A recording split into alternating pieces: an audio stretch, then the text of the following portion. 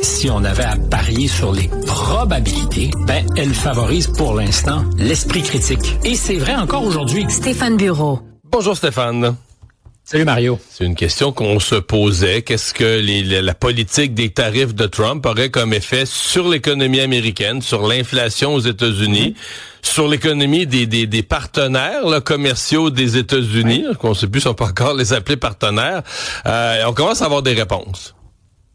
On commence à avoir des réponses. C'est probablement pas celles qu'espéraient tous ceux qui détestent Donald Trump, parce qu'on en parlait à la blague un peu plus tôt cette semaine, alors qu'on a discuté des marchés boursiers qui sont aux États-Unis, disons-le, enflammés.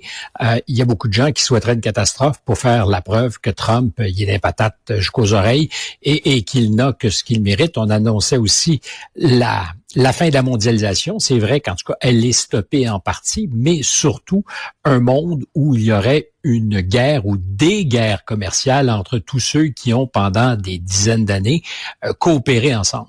Or, il y a une guerre commerciale qui se livre entre les États-Unis et le reste du monde, mais le reste du monde n'est pas en guerre commerciale. Les flux commerciaux n'ont pas pour autant arrêté.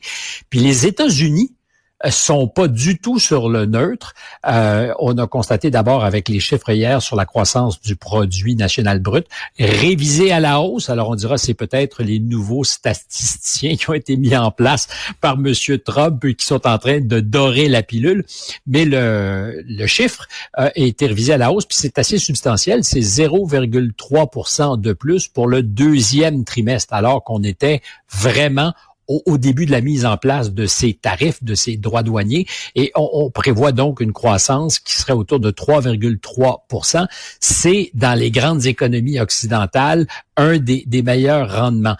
Et on peut ajouter à ça qu'il y a un facteur inflationniste qui pourrait se profiler à l'horizon. Et c'est vrai, parce que on l'a mesuré il y a quelques semaines, l'indice des prix à la consommation de base, qui exclut ce qui est le plus volatile, comme l'énergie, c'est une grosse dépense, mais on l'exclut, est à 3,1%. Donc ça, c'est parmi les taux d'inflation les plus élevés notés depuis, mettons, une année. Mais ce que plusieurs disent, c'est qu'il est possible que l'inflation aux États-Unis, elle soit ponctuelle, que ça soit le temps d'avaler justement ces droits douaniers, qu'il y ait une adaptation, sachant que il y a des pays exportateurs qui vont prendre une partie de la bouchée, qu'il y a des distributeurs qui vont peut-être le faire. C'est pas une solution miracle, mais que ça va participer à rendre ça plus facile. Et j'ajoute derrière, pour tous ceux qui pensaient que ce qu'on appelle l'exceptionnalisme américain, je répète, l'exceptionnalisme américain, cette idée qu'ils sont comme dotés de super pouvoirs qui rendent les États-Unis différents et exceptionnels, que c'était fini. Alors, on l'a un peu vu sur les marchés boursiers. Depuis le début de l'année, les Européens, qui sont toujours à la traîne, font marginalement mieux que les marchés américains. Puis c'est vrai que ça avait piqué du nez big time le 2-3 avril dernier aux États-Unis. C'est plus du tout vrai en ce moment. Et cette question de ce que les États-Unis ont une économie exceptionnelle, se repose à nouveau parce que ailleurs dans le monde, ça va mal, ça va pas bien. L'Allemagne est en récession depuis 2 ans, malgré ce qu'on veut investir, parce qu'on va investir massivement pour relancer l'économie. La France, je t'en ai parlé un peu plus tôt, c'est des enjeux budgétaires qui pourraient très facilement dégénérer et engendrer la tombée des dominos. L'Angleterre, on n'est pas loin de la crise budgétaire qu'ils ont connue il y a 3 ans avec Liz Truss, qui avait dit on baisse les impôts pour tout le monde, puis on n'a pas l'argent, on va emprunter pour le faire. Et soudainement, les coûts de la dette s'étaient mis à exploser. Or, aujourd'hui, on dit pas un mot, mais le coût de la dette, le marché obligataire, est rendu à près de 5,80% pour les obligations 30 ans. Tu me diras, ça a l'air d'être du chinois, c'en est pas là. C'est que ça coûte très, très cher au gouvernement anglais d'emprunter et de financer sa dette. Puis on n'est pas loin de quelque chose qui pourrait faire basculer. D'ailleurs, il y en a plusieurs en Angleterre qui sont très alarmistes. Puis j'ajoute à ça, parce que ça compte, les Américains, chaque mois, ils mettent de l'argent avec les droits douaniers dans leur poche. On disait, c'est pas grand-chose, puis ça va faire bien plus mal que ça va rapporter. Je fais bien attention, je le précise, je suis pas en train de dire que la méthode Trump est la meilleure. Je ne fais que constater et mettre bout à bout ce qu'on a comme information. Et au mois d'août, quand les tarifs se sont vraiment mis à mordre, entre le 1er et le 22, les États-Unis ont récolté près de 30 milliards en droits douaniers. Scott Bessent, secrétaire au Trésor, disait on devrait être capable, au départ il parlait de 300 milliards ramassés, perçus, on devrait peut-être être capable de se rendre à 500 milliards perçus. Si c'était vrai, c'est à peu près la moitié, un petit peu moins, du déficit colossal des États-Unis. Donc, à la question, est-ce qu'il y a quelque chose comme un exceptionnalisme américain? Ben, je dirais la réponse, c'est possiblement encore, malgré Donald Trump et malgré notre souveraine détestation du personnage et de l'impact qu'il a chez nous. Puis je termine parce que tu l'as vu aussi, au Canada, très mauvaise nouvelle. On a appris aussi hier que le déficit de nos comptes courants, ça, les comptes courants, c'est facile. C'est quand tu dépenses plus à l'extérieur qu'il y a d'argent qui rentre chez vous. Quand tu voyages plus à l'étranger qu'il y a de touristes qui viennent chez vous. Quand tu payes plus d'intérêts à des étrangers pour financer des opérations que tu récoltes d'intérêts de tes investissements à l'étranger. C'est le pire trimestre pour le Canada depuis qu'on fait des statistiques. En fait, assurément, depuis les débuts des années 80, on parle d'un trimestre négatif à hauteur de 21 milliards de dollars. Alors, il n'y a aucune raison de s'en réjouir. Mais c'est vrai que si on compare, le Canada est pas mal plus enrhumé que ne le sont les États-Unis. Alors, quand on se disait que les premières victimes des manœuvres de Trump, ça serait les Américains qui se tiraient dans le pied, c'est un scénario qui est peut-être encore possible, puis peut-être nous réveillerons. Oui, parce que les effets négatifs des tarifs sont pas encore rentrés. Là. Tu sais, je lis les économistes aux États-Unis, il y en a encore qui craignent ça, là, qui disent c'est l'année en 2026 qu'on va le ressentir pleinement. C'est pas impossible, mais l'économie américaine est réellement résiliente. Là. Tu sais, je veux dire, il s'est passé tout ce qui s'est passé dans les dernières années. Il y a pas de chômage, l'économie roule. Ajoute à ça qu'ils collectent des droits de douane, puis qu'il n'y a pas beaucoup de pays qui les punissent pour ça. Le Canada, justement parce qu'on négocie avec eux, a décidé de revenir en arrière sur la question des droits douaniers réciproques. Les Européens font pareil. Alors, t'as raison. C'est possible que ça soit en 2026. Je suis incapable de faire ce genre de prophétie, mais je nous rappelle aussi que ceux qui nous disent ça va finir par arriver, encore possiblement, étaient les mêmes qui nous disaient ça va être quasi instantané. Ça va se produire, ça va gripper la machine et les États-Unis vont attraper une fièvre qui va les terrasser. Pour l'instant, ils sont plutôt joyeux et guillerets qui sont enfiévrés.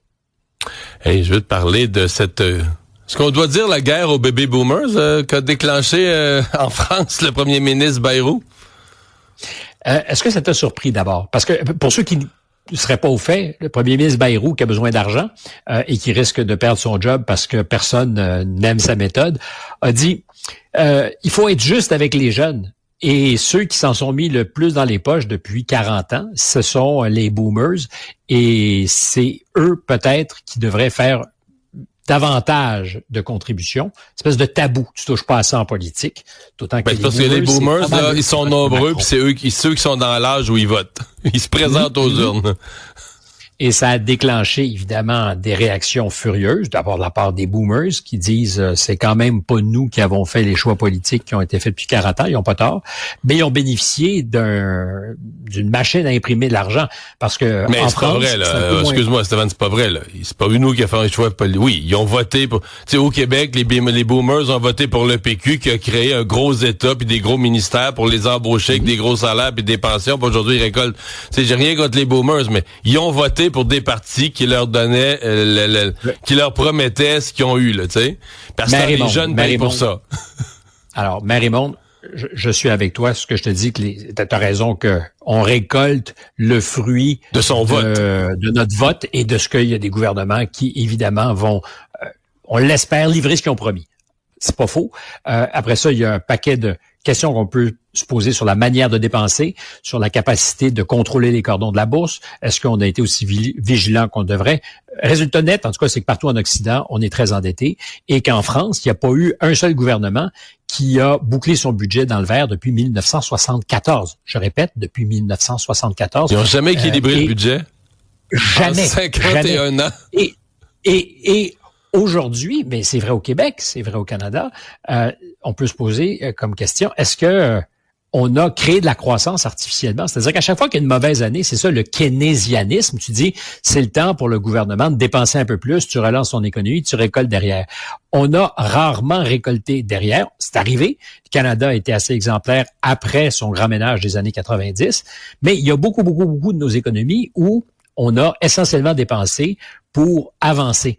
La France est un exemple avec une dette colossale qui s'est accélérée depuis les quelques années qu'un banquier et le président, M. Macron, 1300 milliards de plus à la dette. 1300 milliards. C'est l'équivalent et même davantage, parce qu'elle est calculée en euros, à la dette canadienne, la dette historique canadienne. Puis la question, elle va, moi je pense, hanter nos conversations au Québec et au Canada, c'est au nom de l'équité intergénérationnelle, est-ce que ceux qui ont bénéficié de ces années de vaches grasses et où on a beaucoup dépensé quand il n'y avait pas de vaches grasses, est-ce qu'ils devraient contribuer davantage? Parce j'imagine, t'es père de famille, tu as peut-être pensé à avancer de l'argent à tes enfants pour qu'ils s'achètent une maison.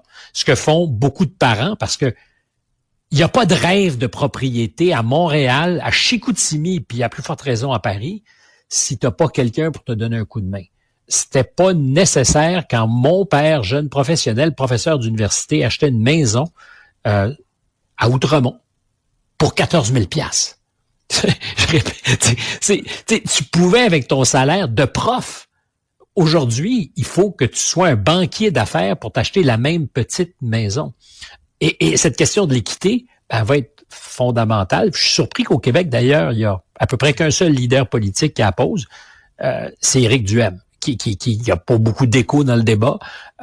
C'est pas quelqu'un qui pèse lourd dans l'équation. Sinon, il y a des gens qui ont voté pour lui et son parti. Mais c'est une vraie question. Puis je suis curieux de ton opinion à toi. Est-ce que c'est un sujet sur lequel je travaille depuis 30 quelques années, mais on pourrait en parler toute la journée. C'est comment juste la Régie des rentes du Québec. C'est-à-dire, les gens qui ont commencé à contribuer, les jeunes, ils ont commencé à 9,9%, le taux de contribution actuel, mais il y a bien des gens qui reçoivent aujourd'hui de la Régie des rentes, la pleine Régie des rentes, mais ils ont payé 2%. Là. Dans leurs premières années de carrière, ils payaient 2% pour la même rente. Donc, tu vois, ils n'ont pas payé le même prix pour la même rente. Mais c'est... Parce qu'il y avait beaucoup plus de travailleurs par retraité à l'époque qu'aujourd'hui. On a inversé complètement plein d'exemples comme ça. Mais moi, je fais partie de la génération X, c'est pas compliqué. On est arrivé après Baby Boomer. Puis les emplois dans le secteur public étaient tous comblés.